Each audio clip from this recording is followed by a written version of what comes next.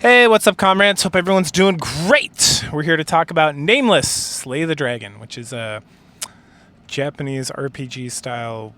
No, you know what? It's more of like a Western RPG style. It does have like turn-based combat that is somewhat reminiscent of things that you would traditionally find in a JRPG, but I would say it is more of a like when you're thinking about like an old like wizardry or something like that. It does have some elements of like map moving around and stuff, but I think at the end of the day, I would class her more kind of like a Western old school RPG. It's all right. The story is kind of interesting. It has a hot blonde elf lady that you can romance and a witch. So and then a redheaded chick. So bonkers, right? I was playing through this game and I was having a good time, and I was like, it's like a hand-drawn art style, which is like cute. And in my head I was like, wow, so you got Claire Obscura and then you got this. So like maybe Western development teams are like coming around and making like decent games. And then when I got to the very end of the game and the credits were rolling, it was like, wah, wah, wah. This is a Chinese game. And not that that's a bad thing per se. It's just like, oh, so there really is just Claire Obscura. No one else. I'm sure there's something out there. I don't know. It's like mind-boggling why these corporations hate money so much. Just mind-boggling that people put up with this shit. Like board members and shit like that. Like, what are you guys getting out of this? Like, why don't you force these CEOs out and force like hiring of new things? Like, you're obviously losing money. So like, what's the point? Just like sell your stocks, move on with your day, and these companies will like, collapse under their own weight. Anyway, so I like Nameless, Slay the Dragon. We're gonna go over the story here in a second. The story was a little kind of, not that it was out there, but it was a little. I just didn't feel like it was like super cohesive, but that's I think partially because there's just a lot of like meandering about and doing like side quests and stuff, which I enjoyed, and it definitely has like that component of like having a pretty decently sized like open world situation going on, so that's good. And the game, yeah, and then you have turn-based combat. I'm trying to think if there's anything specific. You get like so you don't gain levels, you gain access to leveling up classes, and then you can choose what classes to level up, and that leveling up different classes levels up like your stats, but it also levels up like it gives you like abilities or levels up kind of other things. And so there's a bit of management that goes into the game that was pretty interesting. I didn't really engage with it too much because I just cheated and gave myself like so I could just like max out on classes and whatnot because I'm just here for the story. But the combat system, when I did engage with it, it was pretty interesting. I feel like you could do a lot with this. And then there's also like a hard mode or like a super hard, like a challenge mode, which engages, or it's probably like the normal mode. Normal mode for me is usually like eye roll, mostly because of the grinding aspect, right? I'm like over grinding and shit, unless it's like fun to grind, but that's like extremely rare a situation. So that being said, there's like a lot of different builds you can do for like the characters that you can get, and they have like some unique classes and there's some hidden classes. There's a lot going on in this game is what I'm trying to get at, and it's fun, and I'm pretty sure you can get it for like $15 or less on like Steam or something. So it's, before I even start, like if any of that sounds good to you, if you're just in the mood for like some old school like RPG with like some pretty decent like hand-drawn art looking stuff, like it almost looks like an indie game, but it came out of China, so like I don't really think there's like an indie scene over there. It's just like a style they're going with, and like a kind of interesting story, and like I would say there's a lot of like interesting bits to this and a lot of stuff to kind of like, and there's a lot of like end game stuff, like end game bosses, and the story's kind of wild, and that's really my hold up, right? And again, not wild isn't like, wow, holy fuck, I can't believe that happened, like fucking what was that thing called? That Fate Stay. No, it wasn't Fate Stay Night. It was like Fate Reintegrate or whatever with like Nero. That was wild shit, man. No, this is more like sometimes I'm just like, wait, what is happening? Why are we doing this? Like, who are these people? Like, where are we going? And then the game kind of makes a big deal out of a couple things, and we'll get to that when we get there. And it's just kind of like not really that important, I guess. So it kind of drops the ball a little bit as well, but you know, pretty good. Like I definitely would recommend this to anybody who likes that kind of like RPGs or like good fantasy stories that are pretty unique, I would say. I mean, it has like elves and dwarfs and dragons and stuff, right? So I guess it's not that unique, but if you're gonna kind of stay within that mold, it does a pretty good job. All right, so let's get to the plot. So it starts in when we were 17, our homeland was ravaged by dragons. We were the sole survivor of our hometown, and so we've decided to follow the path of a dragon slayer.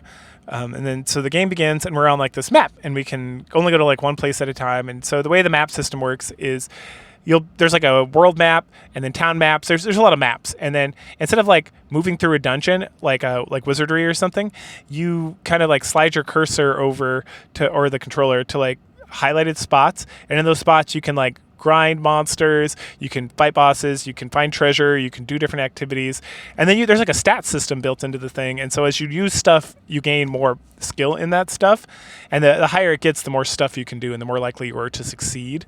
And then you can have like one success or you need 3 successes, and as I mentioned, just kind of a spoiler, there's 4 party members at the end of the day, and so you only need like 3 of them to be successful on those like 3 line checks. And then I mentioned the hard mode. The hard mode just include, or like the regular mode, I guess, includes like a fatigue system. So as you do things, you burn fatigue, and then you have to like rest and stuff to recover it. And then you could rest like anywhere, but if you're like the hardest difficulty, you can only rest in certain locations to recover fatigue. And fatigue just gives you like it's fatigue.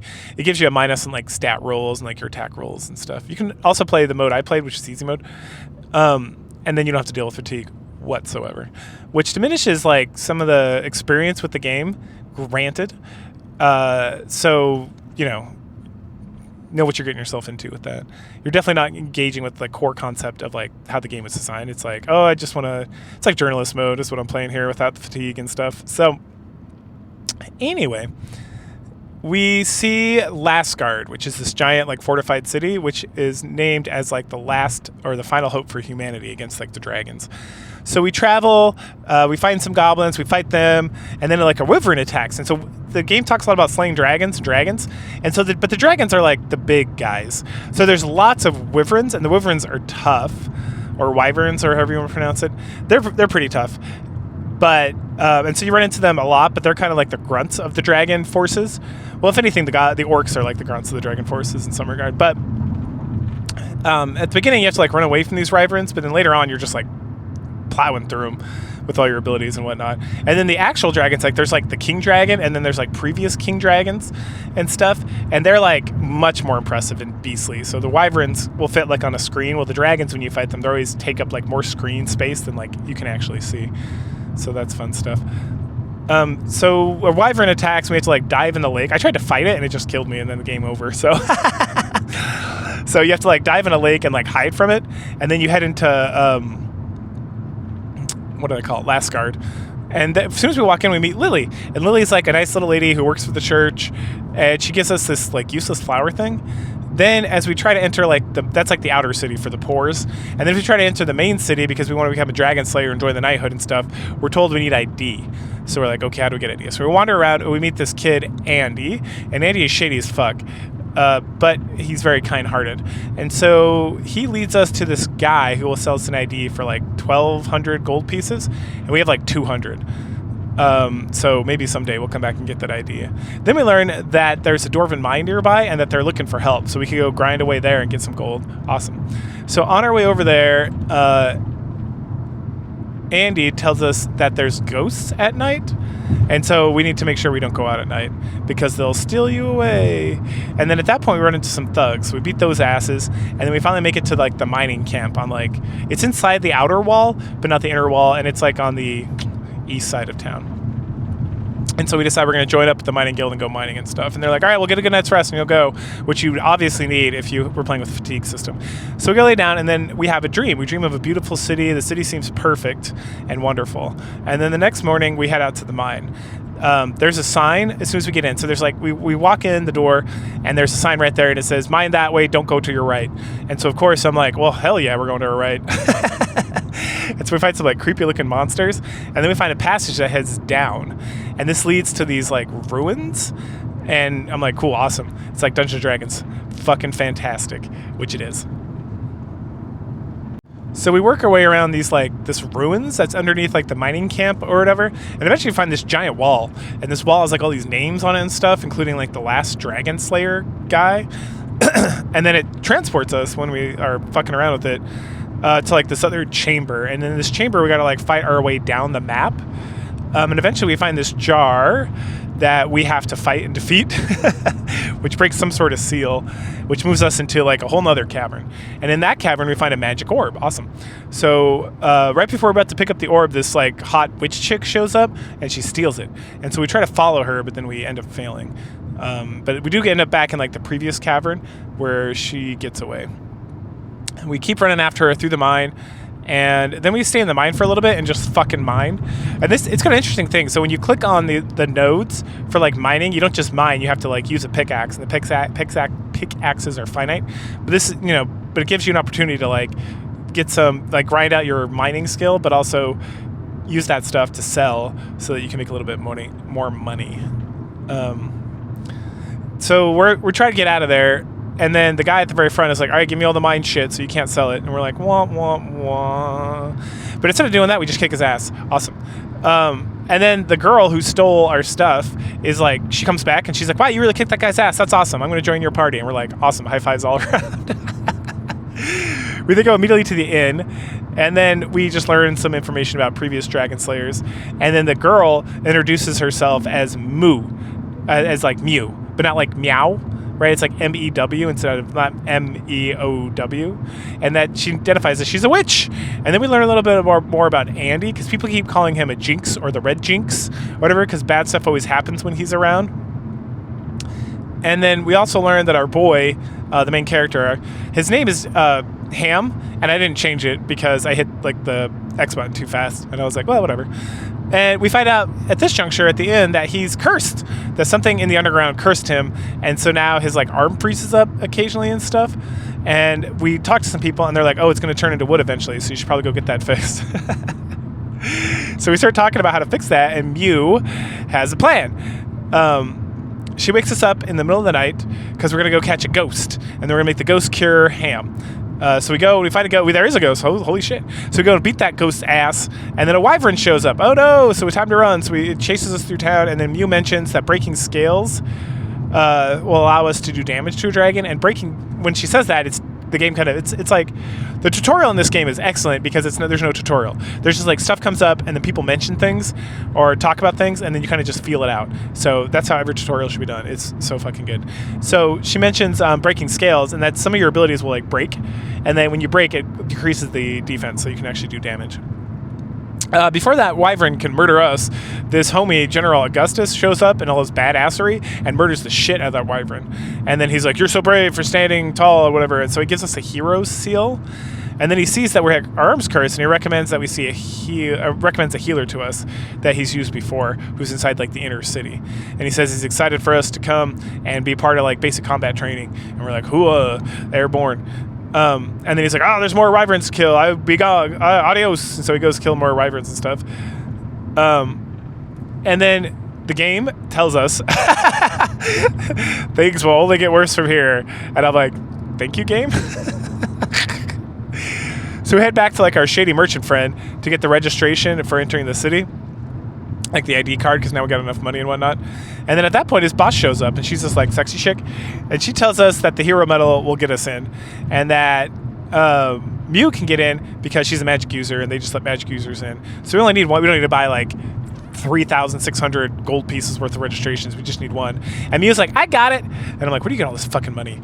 And so she buys the registration for Andy, so that we can head inside. So we head inside the inner walls, and we chat to a few people before we head to Simon Kell. And Simon Kell's the healer that was recommended to us by Augustus.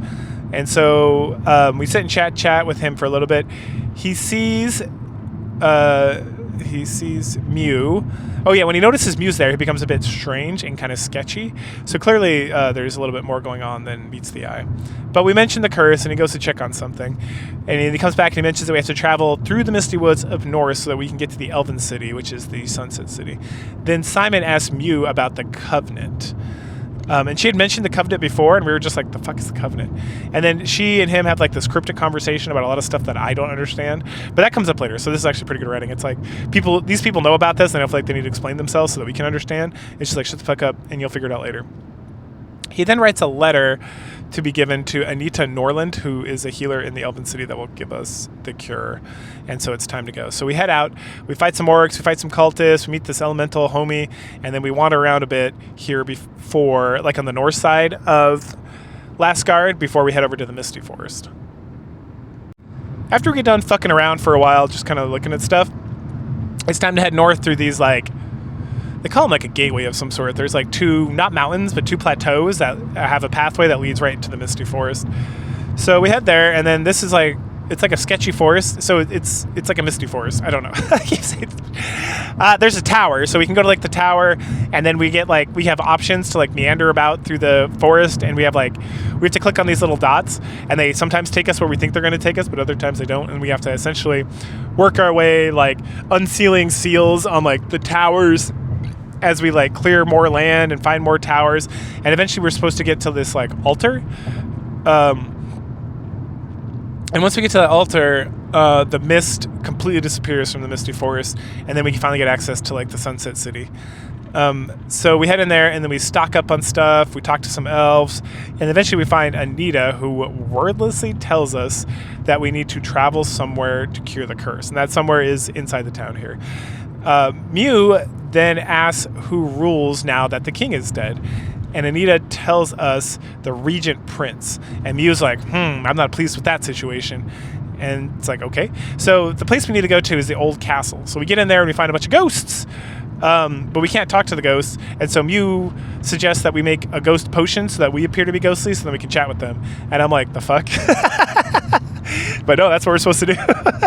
So we find some like ghost mushrooms or something, and then we turn ourselves into ghosts with this potion. Not like dead ghosts, but like, I don't know. So it allows us to speak with them.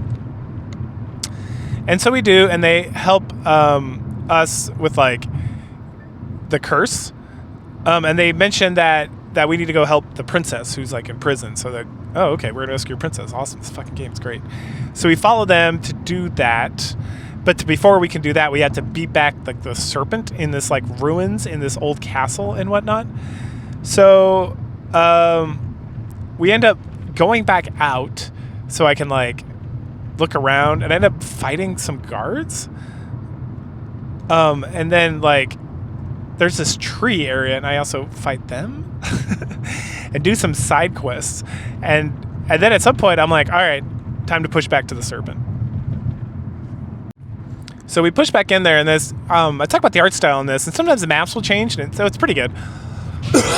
There's not like movement per se, but we like work our way past like the ghost area, and then up into this like living space where there's like, it's almost like a tower, and then as we get halfway up, the serpent comes down and like drives us back, and we're like, hey, maybe we should get the ghosts to come help us. So we do, and they give us like a magical barrier, and so they help us defeat the serpent. Once we defeat the serpent, we get to the top of this little like towered area, and there's a magic barrier there, and then all the ghosts like call out and they apologize for their sins or whatever. And then a crazy like light crashes upward from like where the ghosts are, and it removes this barrier so we can get in. So we climb up, and we find we're in the bottom of like the castle of the actual castle, not the old castle, like the new castle, in this like prison area. And there's a wyvern here, like in the prison. It's like, oh shit. So we ignore it, but then this guard starts coming down. And so we like go hide, and we see that the guards are like taking care of this wyvern, which is like unusual and interesting because like, why would they do that? I thought the dragons were like against everybody, including the elves, but whatever. So we sneak past that guy, and then we head up, and we're trying to get to like the very top of this tower in like the new castle, which is connected to the old castle, so that we can rescue the princess. But then guards start attacking, and so we have to break a window and climb up vines and use our climbing skill. And then there's like elevators, but they don't work all the time and whatnot. So finally we get all the way up to the top where the princess is supposed to be, and there's no princess. Interesting. there's just like a big ass mirror and stuff. And so we go to look at the mirror, and then we have to defeat this like guardian monster thingy, this golem. And then behind the mirror, when we look in the mirror, we see that the princess is inside the mirror. So clearly there's like a backwards world or a reverse world inside the mirror, and that's where the princess is being held captive, which is super cool. So again, for like kind of standard fantasy affair, this game does like a lot of fun things that like, oh yeah, I've seen this before. Awesome. So we jump into the mirror, and then we break her out of her like chains, and she joins us. And then the guards start yelling through the mirror, so she smashes it so they can't follow. And then we have to flee down through like the backwards mirror down the tower, and then we find like another mirror all the way in like the basement by the prison. But once we pop out there, we get surrounded by guards, and that fucking wyvern. God damn, I knew we should have killed it earlier. Anyway, we eventually escape that and run out the tower, and then we dive into a lake that's just outside the castle. The guards continue to pursue us. They literally jump off the castle as well to pursue us through the water. But when we reach the bottom of the lake, we find, oh yeah, the princess's name is Cynthia. She summons aid from Alana, who is the lady of the lake. And then they talk a little bit about the prince regent. His name is Oneros or Oneros. And that she mentions that we have to stop him so that old oaths can be refilled. We then swim out of this area into a cavern. And first things first, we're like, all right, princess, we rescued you, and everyone kept telling us that you're going to cure it. You can do this curse and take care of it. And so she's like, oh, yeah, I can do that now. So she cures our curse. And then we chat for a little bit and then rest. In the morning, Andy mentions having a bunch of nightmares about his mom and stuff. And then Mew mentions that he has a curse, but like a tiny little one. And we're like, okay. Also of note, is it a note? At this juncture, I'm noticing that like the more as we collect our characters, so when you first log on to the game in the very beginning, you only have old ham boy and like a dragon in the background for like the starting screen. And then when you get Andy and Mew and then Cynthia, they each appear on the screen as well. And then like later on, like more stuff happens related to the story, and I'm like, God damn, that's a nice fucking touch. Like it's like a small little thing, but you know, it's pretty good. So now we're in this like crazy undead area, and there's like some other kind of random creatures fighting the undead that we also become engaged with, and it's kind of wild. Anyway, so we approach this gondola-looking thing, and when we are able to do some puzzles and work our way to getting that activated, it leads us to the Dwarven Kingdom. And so as soon as we get in there, like, hey, what are you doing here? And we're like, oh, hey, we're here to, this is the princess of the elves, and yada yada. And they're like, all right, let's go take you to the king because of the covenant or some bullshit. So we take us to the Dwarf King, and Mew like immediately calls him out for being a lich, and he's like, how'd you know? And, we have a little conversation about that, but he's like, it's cool, the dwarves know about it. I've been a undead lich for a long time. There's like breaking the covenant or a curse or something. We then talk about the curse that's on Ham, because apparently there's still a curse on Ham. I guess that's when they refer to the curse. They were talking to Andy, they were talking to Ham. That's my bad. And then there's some talk about how the elves used and abused all like the lesser races. So we start to get some information around this point that there's like the primal races, which includes like the elves, the dragons, elementals, some other shit. And then there's like the lesser races, which is like the dwarves, the humans, orcs, goblins, and some other bullshit as well.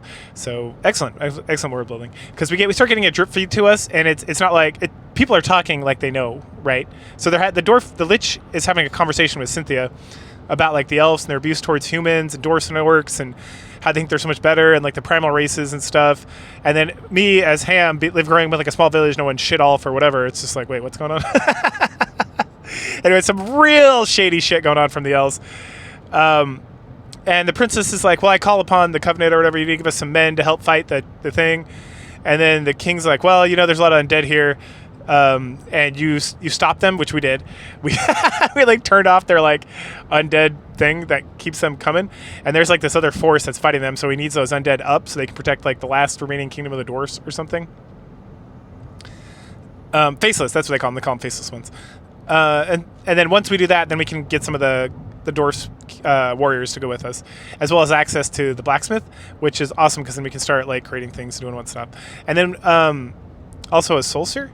Anyway, he mentions that the Covenant, so the Covenant comes up again, is somehow involved in like the cursing of Ham, apparently. And it's like, okay, so we go to rest. Andy then asks Cynthia about the curse and and then it gets brought up that the Celestials, that's not what they're called. They're like Celestiers or something. I don't know. I'm just gonna call them Celestials because it's easier for me. That they curse them. And then Mew asks about them. They talk about the dragon, the King of Dragons, and that the King of Dragons has the Celestiers like trapped or something. And then they start talking more about removing the curse. And then at some point, the Dwarf King like mentions that the curse can be a power for us. It doesn't have to be like a detriment, that we can use it to our advantage. And so this is where we start getting into some serious choice-based kind of visual novel style stuff. Not in that this turns into a visual novel, and it's a role-playing game. There's a lot of talking regardless. But that like there's some key decisions to be made, and this is like one of the major key decisions that like can determine what endings you get. And there's some odd like 7 endings to this game, I think, if I recall off the top of my head. I might have written it down later on. We'll get to it, but some of the endings are locked by choosing to remain cursed or choosing to free yourself from the curse in a little bit here. So anyway, we decide that we want to get rid of the curse. I'm going for like the best ending where I get to bang out my like eternal elven princess wife Fu, and so I'm pretty sure she doesn't want me to be cursed, so we're gonna go with that. And so then she like removes it, even though I thought she removed it before. I kind of guess she did it. It's like the fuck. And then this is where Andy, and then again it's, so I was confused. I thought they were like, oh, I fixed the curse, but there's still a little bit curse left. And then Andy responded. But then now, after they're like, okay, now the curse is like officially removed, I was like, okay. I don't know if this is like some Chinese translation stuff, because as I mentioned before, this is a Chinese game. So when they translated English, there was some mess up, or I'm just retarded, which is fair, because I am. But then we find out that Andy is like a bearer of curses. And before, if we remember, he talked about how like he's a curse, and everyone calls him like the red curse and all this stuff, and it like was really shattered his like self-esteem. But then we find out that like his whole existence is like it's not that he's a curse, it's that he can curse other people. It's like he's got like curse magic or whatever. And so Cynthia is like, I'm going to train you to utilize the power of curses like he's a witch or whatever, which is hot if you're into that, I guess. Anyway, so then we tell the king we're ready to meet up with and take care of the business. And so we go and we take the blacksmith and we go and restore the altar, and then the undead get summoned, and then we push into the grave of this old guy who killed the Dragon King like years ago, and we find it's filled with these like faceless ones. So we sneak around them, we find a place to rest. Andy has more nightmares about the past, which is just the same as before. And then we find and kill this like demon thing, and I thought, because we're supposed to find like the faceless boss or something. And I thought that was it, and so that I struggled against it, so I kept going back to it, because I'm like, okay, I guess I need to get good, even though I'm kind of cheating. I'm not cheating that hard. It's just like a little bit of cheating, just so I don't have to grind as much. But yeah, we eventually kill it, and nothing happens, so I'm like, waste my fucking time. So we have to go back and find out where like I'm supposed to be pushing through to the faceless, and then we do, and at some point we pretend to be one of them, and that defeats them on some level because they're like okie dokie, and I'm like, the fuck. And then we get to the boss, the actual boss, and he's like a giant. And I think this is the first time we get like, I mentioned before, like when you fight the dragons later on, they take up like the whole screen, but it's just like their foot and you don't see the rest of them. This guy does the same kind of thing. He's like this huge dude that we don't even see the full mass of him. But we kill him, and behind him is the official tomb of like the guy who killed like the first guy, I think it was the first guy who killed the dragons like a year ago, like the first Dragon King Slayer or something. I can't remember his name. Anyway, but there's a broken sword. So we take it back to the king, and he mentions that we need Stardust to repair it, and you get 4 Stardust in this game ever. And you can use them to get like super powerful stuff, like repair the sword. And then he gives us some doors to help us out. And then he gives us another one of these like orbs that we found in like the training facility or whatever, the trial hall. So at that point, we finally get to head to the surface after all that. And I was like, God damn, what have I been doing? And this goes to like, the game is interesting, but like there's so much shit going on. And it's like, I feel like there's like, and again, it's like, this could be a translation thing, or it could just be like, you know, young Chinese developer, and the Chinese market is really trying to like fill a hole because Western developers have just like decided to lay down and give up and let the sun just like rot their flesh until they totally fade away into dust, right? And so you got stuff like AI Limit, which was fucking awesome, but still kind of like janky. Like it's like AI Limit feels like a game someone was making to rip off Dark Souls back when Dark Souls came out. In the way it plays, right? But this feels like a Dungeons & Dragons style RPG that was made like 20 years ago in some of the stuff that it does, where it's just like, I'm confused. Like, how do these things transit? Like the transitions, it's almost like, and I love Dark Souls 2. That is my favorite Soulsborne game ever. It is fucking awesome. But you're like I'm in a lava dungeon, and then you like open a door and you're like at a Ferris wheel, and you're like, wait, what? What the fuck is happening? That's how I feel with this game. It's like, all right, so we're at the Elven Kingdom, and then we dive under the water, and under the water we enter this undead cave, and then there's Dwarf Kingdom, and then we pop out, and we're like somewhere else, and I'm like, how? What? Like the fuck's happening? It kind of makes more sense than that. It's not as like janky and wild, but I'm still like, wait, what? Like I literally pop out, and I was like, all right. What were we doing before we rescued the princess? Like, oh, the curse. That's right. Okay, we cured the curse. Got it. Jesus. So it's good. We have a little conversation here that we talk about next steps. And then what we learned is that apparently the General Augustus, the guy who saved us from the Wyvern and gave us like the hero's token or whatever, that he's a traitor to the human race, or to all like non-dragon race. Like he's a traitor to the dragon. So we learned that 40 years ago when the Covenant met to defeat Zoroast, who's the current King Dragon, and there's multiple King Dragons. And this is something I did not gather, again, either because I'm retarded or because the game didn't like spell it out for me well enough. But Zoroast is just like the newest Dragon King in like a line of Dragon Kings, because like when a dragon gets killed, another dragon steps up to be the new king. Anyway, when they met, that Augustus betrayed everybody to Zoroast, and then I guess as part of that he got some sort of ability to like transform into a dragon, which is badass as hell, and we get to deal with that later, so awesome. And then Cynthia does like some summing up for stuff, kind of like reiterizing some of the stuff that I've already like kind of summed up and reiterized, because you're not playing this game over like, this game took me like, I want to say this was like a 40-hour game roughly, and I didn't do all the side quests either, but so a lot of the stuff I'm saying, it's like I'm doing like a 5-minute brief of like 2 hours of gameplay, because there's a lot of shit going on. And again, I'm like kind of cheating not to grind, and I'm like skipping stuff because I'm just trying to get like the base storyline, and anything that focuses on Cynthia, because I would like to fill her up with children at some later date. Anyway, all right, so we get a nice summation. Where was I here? This stupid fucking thing. Okay, so dwarfs are hiding out away from the dragon. Her summation is essentially like, all right, so the elves are led by a betrayer, the humans are led by a betrayer, so technically the humans are allied with the Dragon King, at least the higher ups. The dwarfs are just like, nope, they nope the fuck out. And it's not that Onerus, the Prince Regent, is like a sellout traitor like the Augustus is, but he's more of like a traitor as in like he's not keeping to the Covenant, and he's got like some wild ideas, and like he's not doing what he's supposed to be doing. And we're like, all right, well, the only choice we have is to go to Lasgard and kind of figure that stuff out. And then Cynthia tells us more about the Covenant, fuckingly, like 10 hours in this game. So we learned that 500 years ago, families from all the races joined forces to defeat the previous Dragon King before Zoroast. But then the dragons like hid and came back later and rallied. And so they had, that's where the Covenant originated. And so with the Zoroast came around, it was like time to renegotiate the Covenant.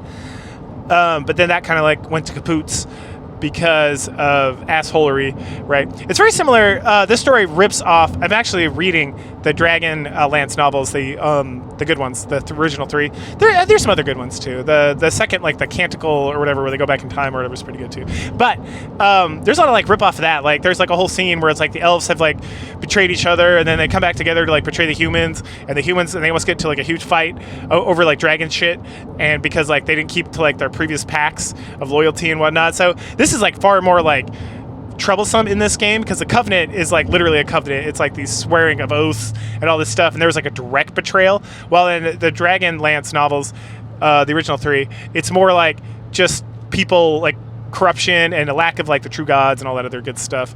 That is that, but it seems like this is definitely like that original Dragonlance trilogy.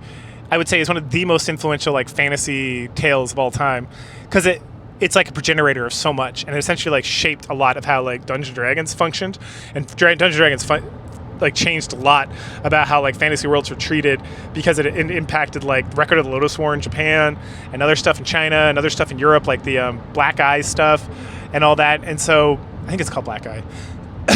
Anyway, if you're German, you know what I'm talking about. Dark Eye, maybe? I don't know. Anyway, there's some other like role-playing game series that was kind of influenced by Dungeons & Dragons, which directly influenced by Dragonlance, which is a Dungeons & Dragons property, but Dragonlance had such a powerful effect on like, it like completely took over like how all these stories were told in like Faerun and like in the Greyhawk world and stuff, and kind of, it's the impacts are still like felt to this day, if you will.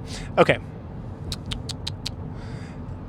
We do some bullshit around here. We like kill some orcs, make some friends with orcs, and then as we approach Lasgard, we notice it looks a lot different because they're like up in arms, they're preparing for war or whatever. So we decide we're gonna go in like a sneaky approach.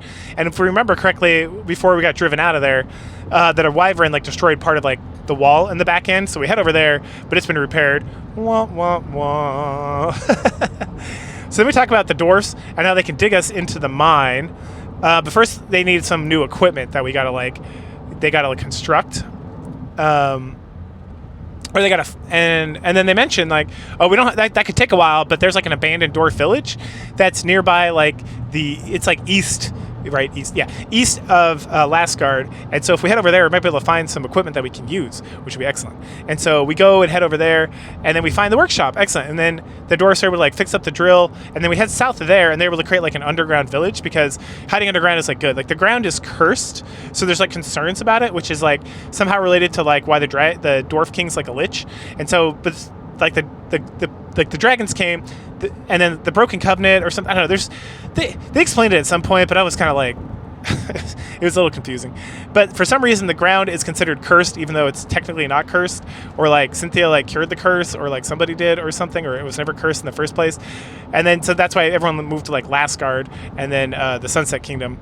For the elves to hide out from the dragons, right? But it seems like it was never actually cursed.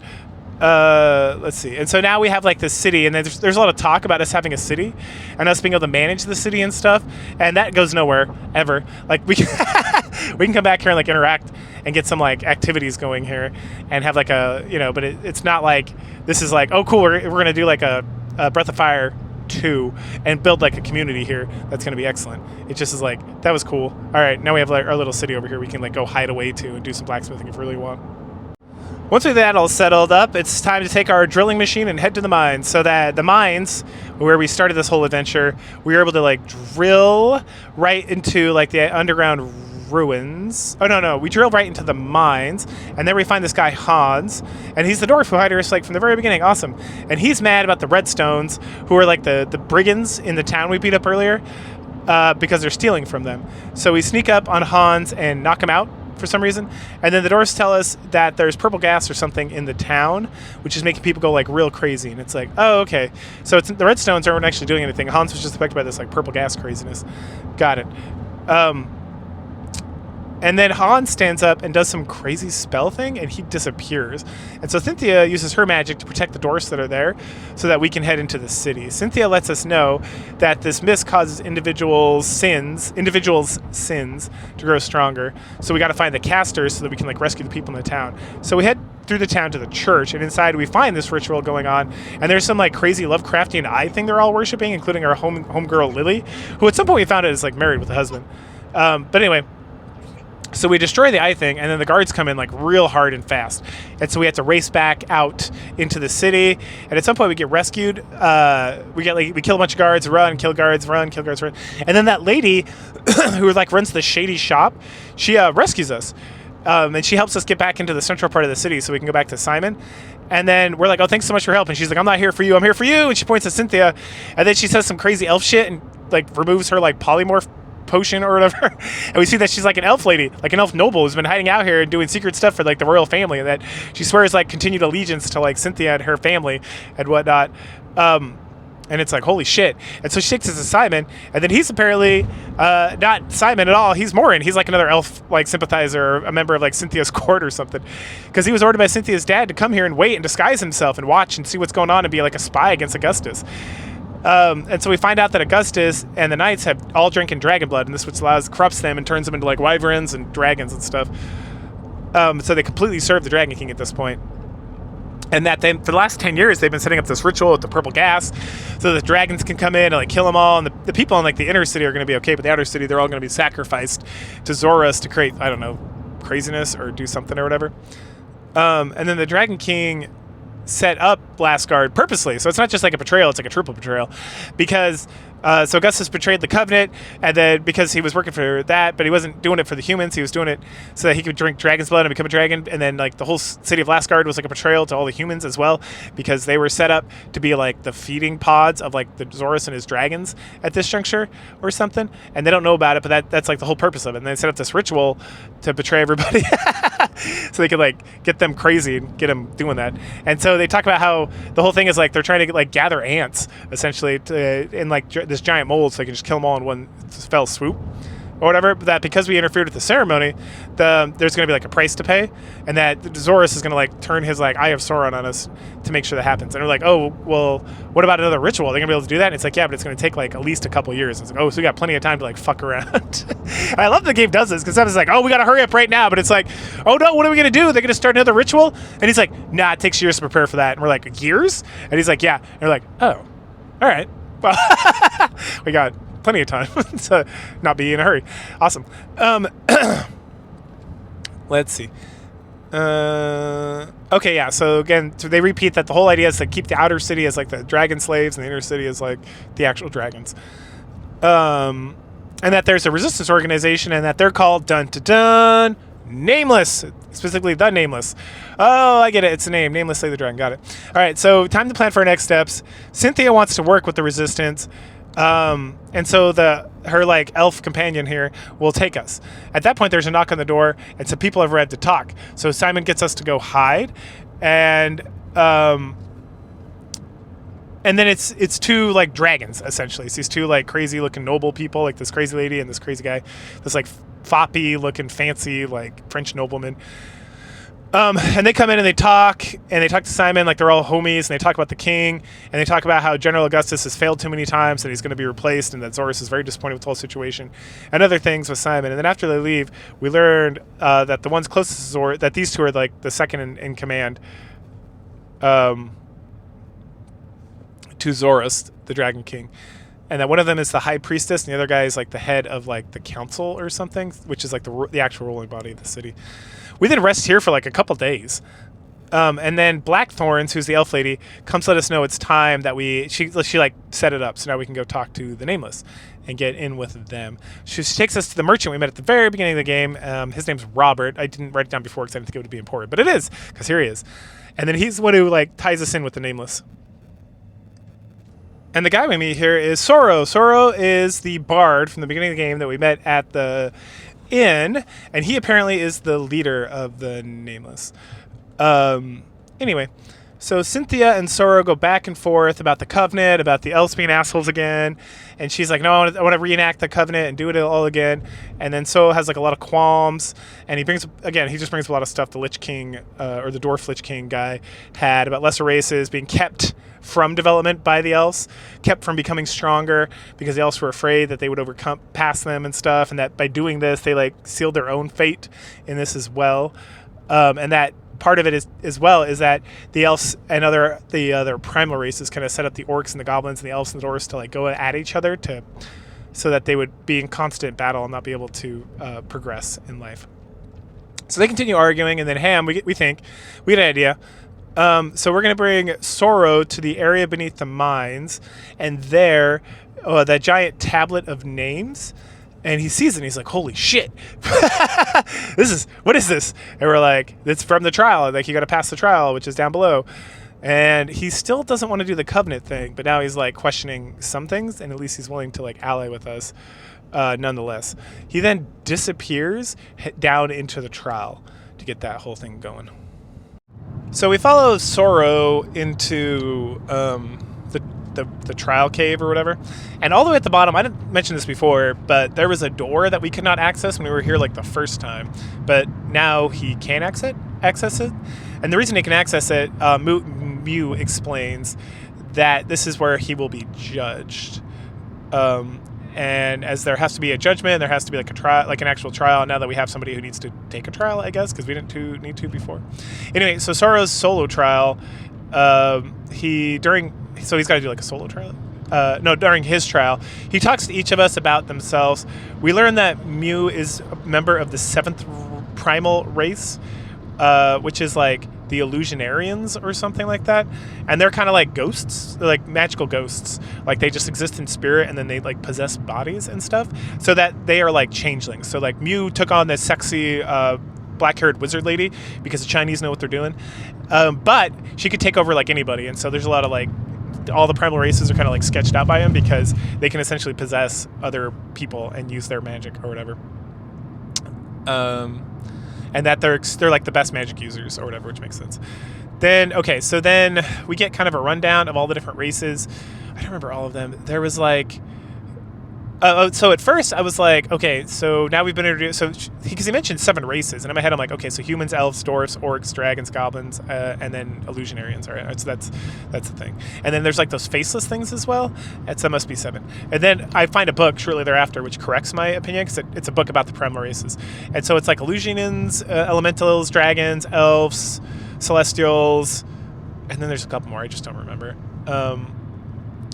So that's interesting. Okay, which makes more sense because like the dwarf Lich King mentioned.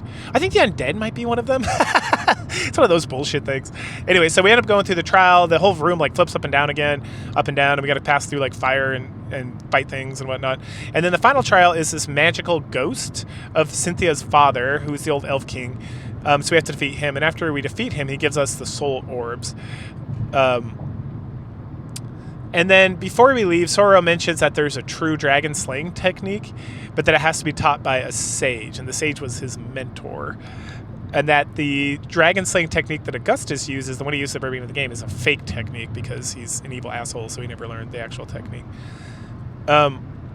We then get back to like the underground ruins thing outside of the trial cave, and Cynthia demands that we talk about the Covenant, or that Sora talks about the Covenant. So they have a pretty good discussion. The princess empathizes with the humans' situation about like the primal, like the elves essentially treat them like shit, but she mentions that this has nothing to do with her, and like she's been locked up for 40 years, which is like Soro's whole life, and so like if she was out there, the Covenant would have made strong, but because she was like kidnapped essentially and locked up in her own keep, that she wants to begin a new Covenant, and that they have to work together if they're going to defeat the Dragon King and whatnot. And finally he says, all right, let me meet with my people and then we can have a conversation about that, because the plan is to work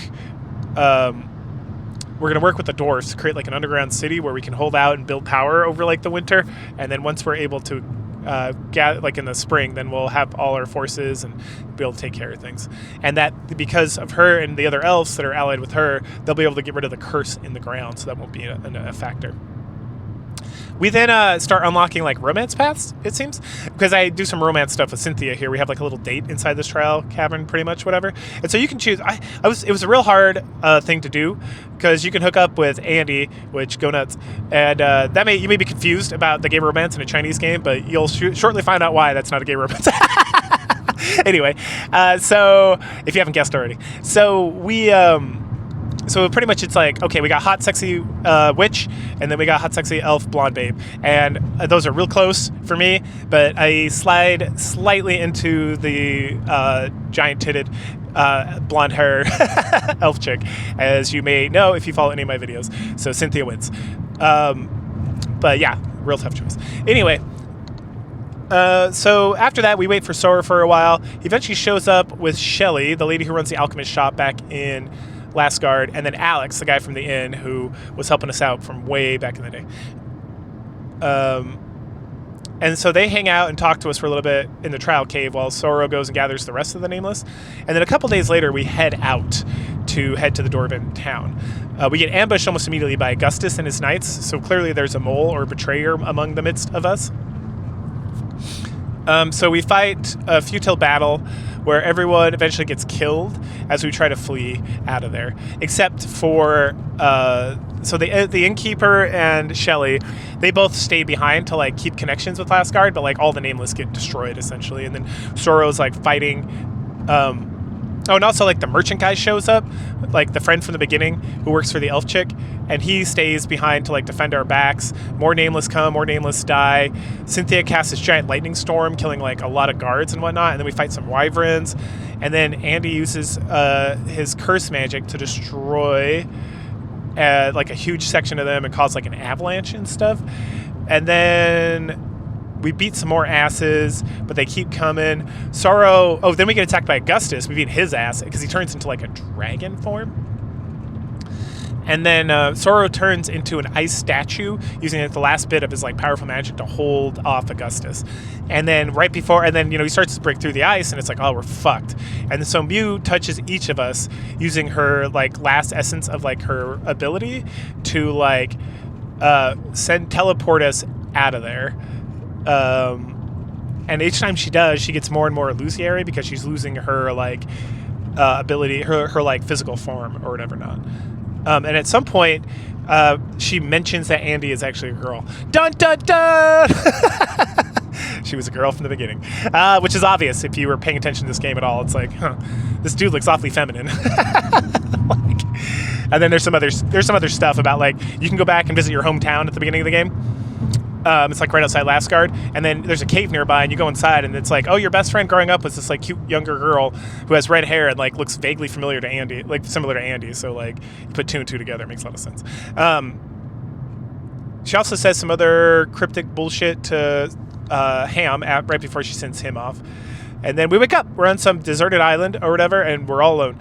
And nearby, we find Cynthia crying. We talk to her about killing dragons, about the Covenant, and then we decide that, hey, we're going to start over and we're going to make this happen. So we're going to join with her Covenant. So we covenant with her to be with her forever and have her elf babies and whatnot. Anyway, it's time to look around. We eventually find Andy a bit later, and we find out that she's actually named Wendy, and that, yes, she is her childhood friend, in case you're retarded. She still thinks she's a jinx, and she's tries to kill herself, but Cynthia like grabs her at the last second and is like, nah, bitch, you're coming with us. And then makes her feel better. So then there's the three of us trying to search the island some more. We end up finding the sage that Sora like mentored under that he talked about, finding the true dragon technique, but he's dead. Wah, wah, wah. He did have a box though. So we get the box, and then the box needs like a password, so we speak Nameless to it, and it opens up.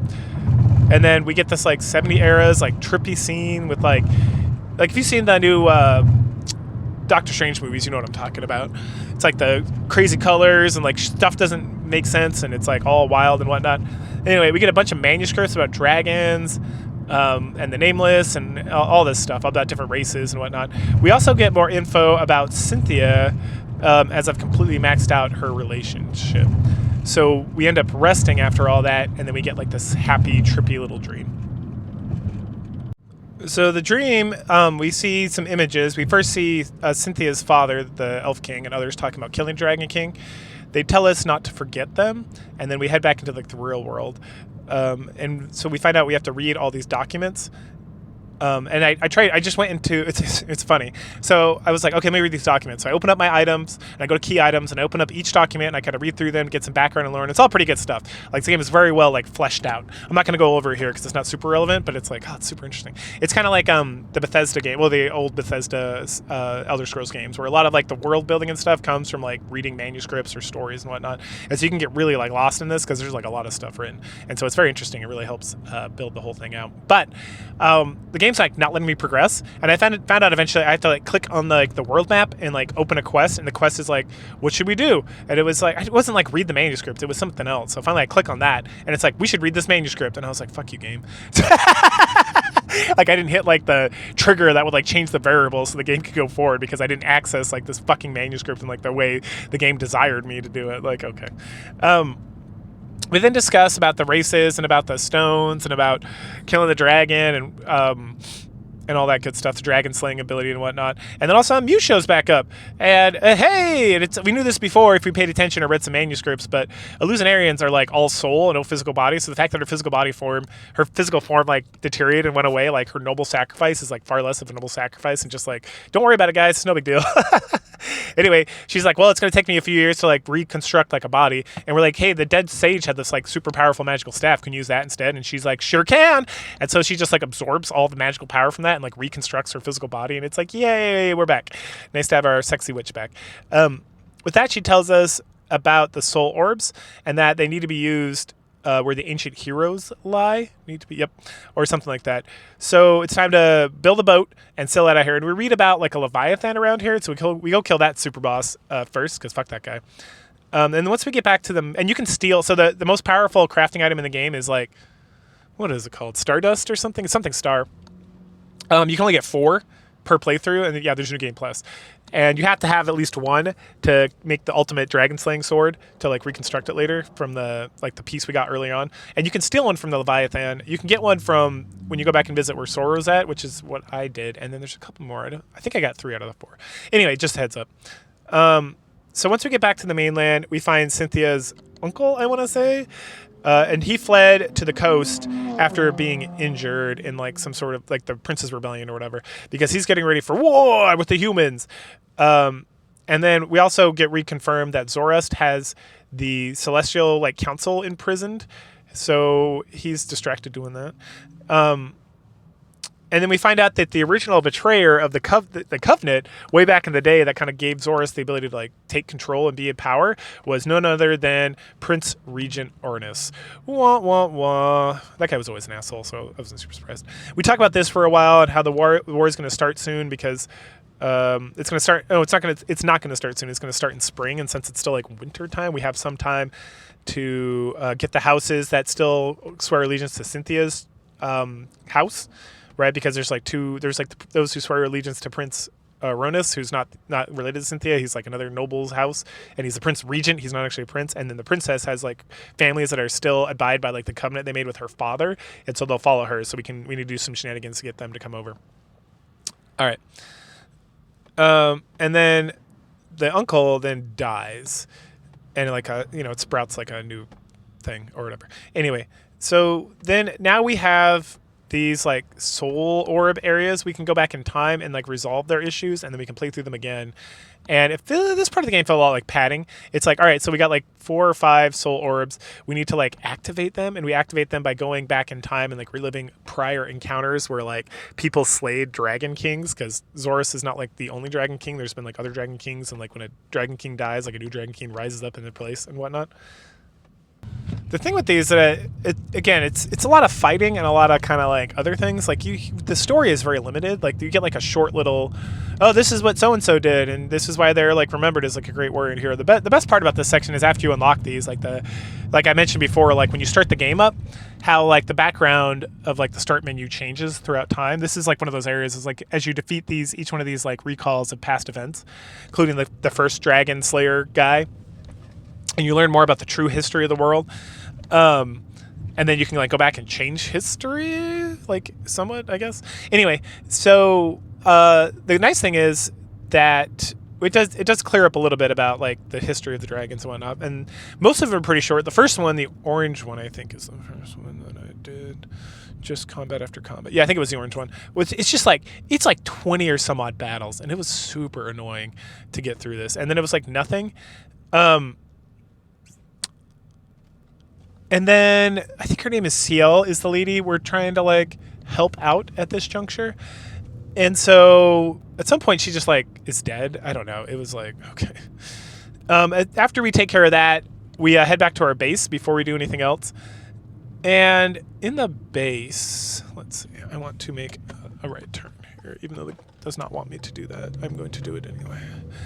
All right. Yeah, we head back to our base. And it's expanded a lot. And they talk about, this is all like the Dwarven survivors, and some of the Nameless survived, and that's cool. And then our thief friend survived, so that's good. And so then Rowls is the thief's guy's name. I think that's his name. He talks to Wendy, and he's like, girl, I'm going to make you fabulous.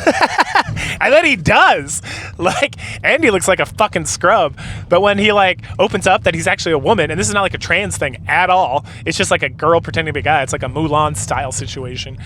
And then it's like, hey, do you want me to make her fabulous, or you want to keep this like scrub-looking urchin? And I was like, make her fabulous, motherfucker. And then it's like, holy shit, I would bang the shit out of this chick. I love redheads.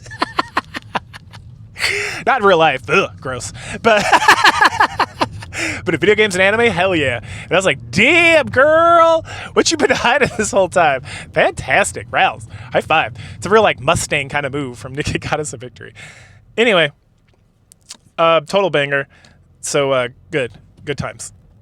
All right, so after we check out the home and we get Wendy, very sexy Wendy, we then proceed to go through the other Soulstone histories. like I mentioned 100 times right now, like just killing the dragons, unlock their true potential, yada yada yada.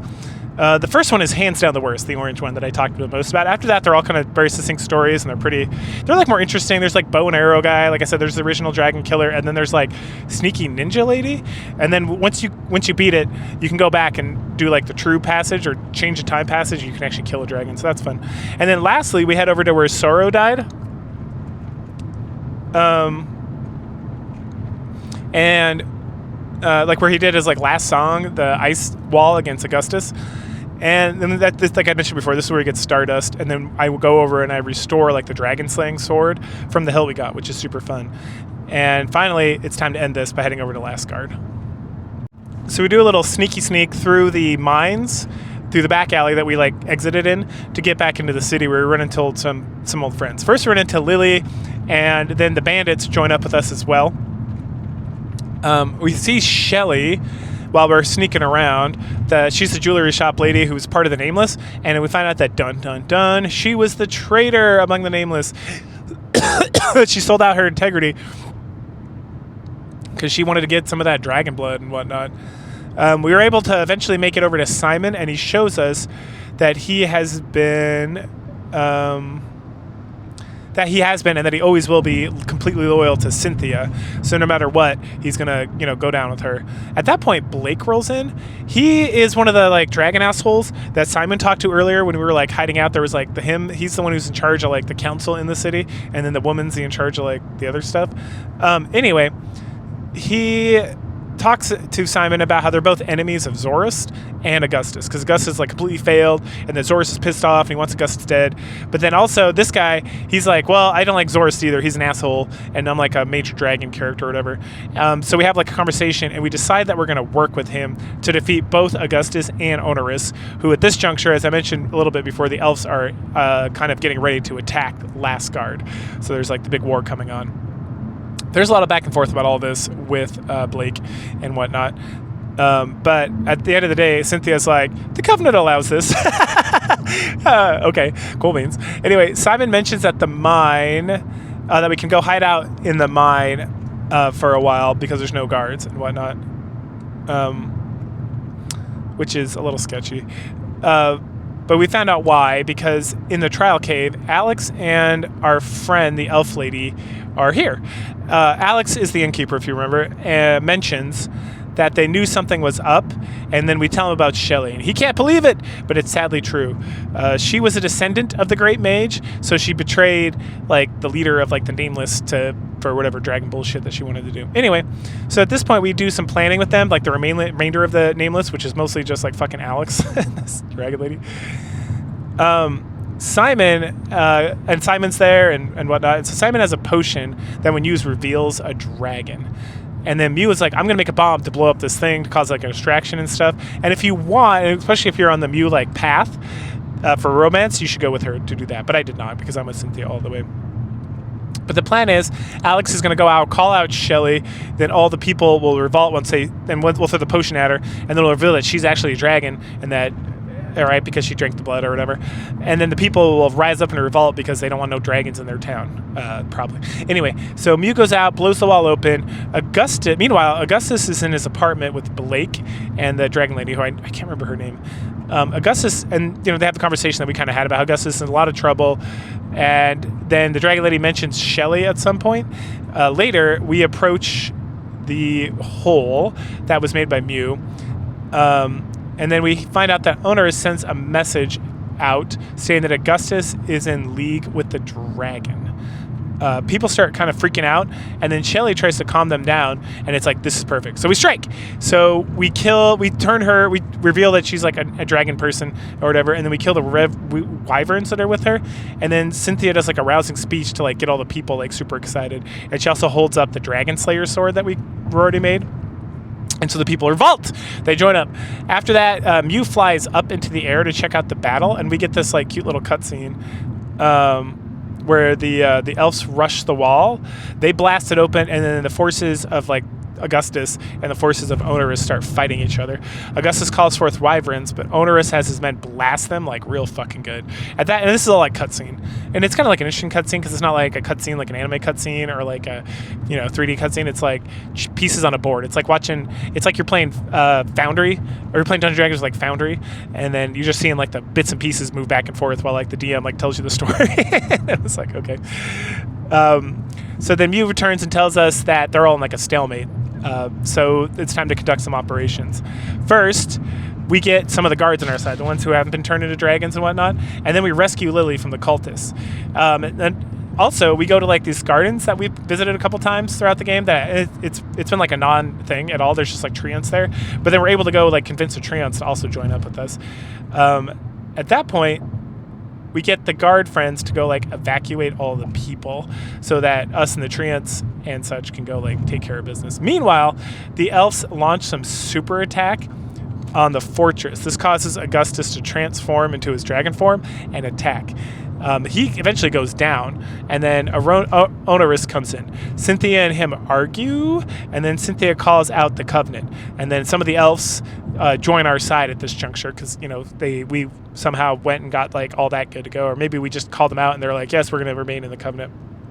And then we have to fight Onerus, and we do, and we kick his ass. And he goes down like a little bitch. And then we gather with the survivors, we celebrate. Cynthia asks us to take care of Blake, so we do by murdering him, because fuck that guy, and then we rest. In the morning, Cynthia talks about going back to Sunset City. We talk about going with her, and then wyverns attack. We beat them back, and then an orc tells us the princess has 3 days to come and visit Zorist, or he's going to launch like a super attack and destroy everybody, kill everybody. And so she orders them to leave. And to tell Zorus that if he wants her to come, she needs a proper invitation because she's a fucking princess. And it's like, yeah, girl, you tell him. We then find out the wyverns have attacked the elves as well. And then we talk about fighting and how even though we won and got last guard, the fighting's not over yet. We talk about moving the people underground again. And then Simon and Cynthia talk about the elves. And it seems like Simon is also an elf, to be completely honest. About her leading the forces and whatnot, and how she must face Zorus. The elves have declined in their structure and their power and their like magical energy and connection to like the world because they've been acting like cowards for like 100 years or something. They push things off to the other races instead of taking care of themselves. So we go back to this conversation about the elves and whatnot. And then all the people gather so Cynthia can speak to them. She lets the people know everything that has occurred, and then she makes peace between the elves and the humans, and announces that she is going to go to Zorus and take care of that problem. She then leaves. We approach her, and she tells us to take her gems to the Lady of the Lake if she doesn't return. We are like, you dumb bitch, we're going with you. And we convince her that we can win as long as we're together. We then bring up the celestial race and how we have to awaken them, but Mew's like no, and so we have to convince her because there's like an issue with like they're even worse than the elves and like treating people like shit and like thinking they can control everything and whatnot. Later on, after everyone goes to rest, we meet up with Cynthia alone. Yeah, that's right, boy. She asks us to be her knight and to swear our life to her, which of course we fucking do. The next day, we get an invite, and we get the invite from Zorist, like a proper invite, and then we head out. On the way, we find a spot where we can activate the last orb, which is the orb Onerus dropped, and unlock its like true potential. And this is the orb of like Ingrid, the first dragon slayer. We find out that the Celestials, and then on the way we talk more about the Celestials. They abandoned the elves in the fighting of the dragons, so they abandoned the Covenant like a long time ago. And they said they had a more important like threat, something about an abyss or something, and then that essentially killed. And that essentially killed the Covenant.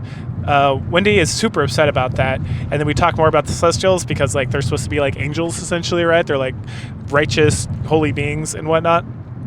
So they're just kind of assholes. Mew hates them. Cynthia reveals that they are the core part of the Covenant because they mediated among the other races, and then we learn that the Celestials were imprisoned. Or that the Celestials imprisoned Mew for about 100 fucking years. Those assholes. The discussion then goes to the arrogance of the Celestials and how Zorus imprisoned them because he was able to trick them because of their arrogance.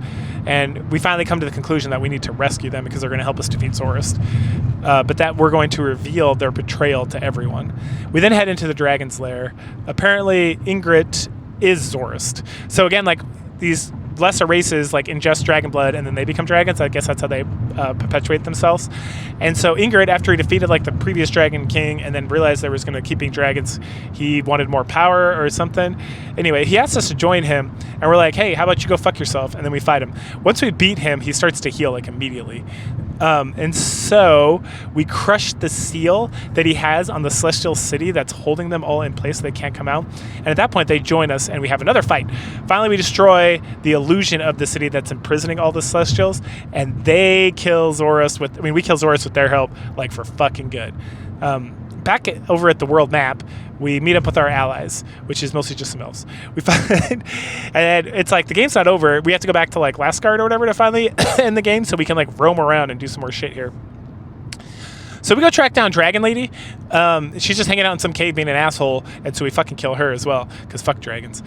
She says something about her sister right before she dies. Back over at Lasgard, we get to pick which girl in the harem will be our lovely wife going forward, waifu. And of course, we've been romancing Cynthia hard this whole time, so that's who, of course, we're going to go through. But this pretty much determines, like, you get, like, the ending of the game, and then you get, like, the sub-ending, which is based on the girl you choose, whether it's Wendy, Mew, or Cynthia. So, of course, we go with Cynthia to be her, like, knight and, like, to be betrothed to her or be her consort until we die in like 100 years, and then she could be lonely and sad. Oh, maybe that wasn't the best choice. I mean, same thing had happened with Mew, so Wendy is probably like the least asshole choice, but I don't give a fuck. I'm gonna live my good life with my elf babe, and then like she can figure it out after that. Anyway, let's see. Yeah, but there's no bad choices here. They're all sexy, so it's good. And so bravo to the fucking game developers. Their waifu game is super on point. So we go for a walk with Cynthia. We head to the mountains between the elf and the human realms. We watch the sunset together and she falls asleep on our shoulder. Yes, it's so adorable. Cute scene. Then we get an epilogue. And it's like us, or Ham. We disappeared from the world. Wendy goes to live on her own by the sea. Mew hangs out and gets bored and then leaves. And then Cynthia makes us the first human knight. We spend lots of time together enjoying each other's company because we're fucking. Hell yeah, boys. Lily takes care of the orphans and helps rebuild Lasgard. Kevin, who's like the bandit leader, remember the bandits keep coming in and out and joining us and whatnot, he leads his crew, turns them from bandits. They start hunting beasts and they hunt down the remaining wyverns. Robert, I think I called him Rawls before, but Robert, he's the guy who helped us and turned Andy into Wendy and whatnot. He returns to Lasgard, opens up more shops and stuff. Sorrow, the Nameless, now known as the heroes of humanity, and that there's like legends about Sorrow and stuff. So we get no legends. We just go off and like bang our elf princess and have a good life. But Sorrow gets, remembered. And then the elf lady who swore her loyalty to Cynthia, her name is like Blackthorn or something. She disbanded the Thieves Guild, which apparently she was running, and then she starts an Adventurers Guild, like a typical Isekai anime. Alex restores knowledge of like human stuff to everybody that was like lost or held back by the elves and whatnot. Mark, who is the guy from the mines, took over the noble houses after we killed Blake. And then the dwarf smith, he worked on building Lasgard up, and the name changed to Revival City from Lasgard. And then Navi, the dwarf guy, so there's like the guy who led like the dwarfs after we left the dwarf king, he restored all the dwarf tech that again was being held back by like the dragons and the elves and whatnot. And then the lady of the lake, like, yeah, this is all of the epilogue, and we don't see this, we just get like words like so-and-so did this, so-and-so did that, so-and-so did that.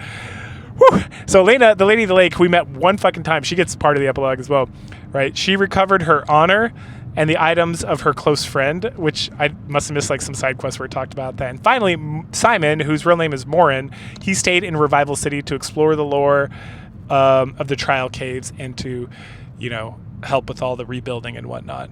And that wraps up Nameless, Slay the Dragon, which was a pretty fucking awesome game, not gonna lie. Like at first I was like, I don't know, this game looks kind of funny.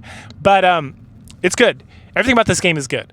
And if you play like the harder modes, I'm sure you're going to have like a blast playing this game. Like I love easy, I love cheating, right? But I'm sure if I'd like had more time or like I'm really invested in like learning the mechanics of the game and doing all this stuff, I would have an even better time. So if you like Dungeons and Dragons, but you want to play like a Dungeons and Dragons game by yourself, this is like the game for you. This is the closest. And I'm talking about, I played like the gold box, the silver box. I played Pool of Radiance like way back in the fucking 80s. Like I have played I played a lot of fucking Dungeons & Dragons video games, and this game is the closest thing to playing like an actual Dungeons & Dragons adventure that I have ever played. It is fantastic. Waifus are all great, right? The story's good. You kill a lot of fucking dragons. It's very interesting. It's got elves, dwarfs, and like shit, but it's like a unique take on the world. It's almost like a post-apocalyptic world while being a fantasy world. Everything about it's good. It's A+. Nameless Slay the Dragon, highly recommended. I think it crashed me a couple times, but I am playing like a torrented version, so it could just be that. So if you get like the actual version, you might have more shit going on with that. Or maybe I installed the bad patch, or I don't know. But yeah, great game all around. Highly recommended. So go ahead, like, share, subscribe, comment, and I will catch you guys later. Bye.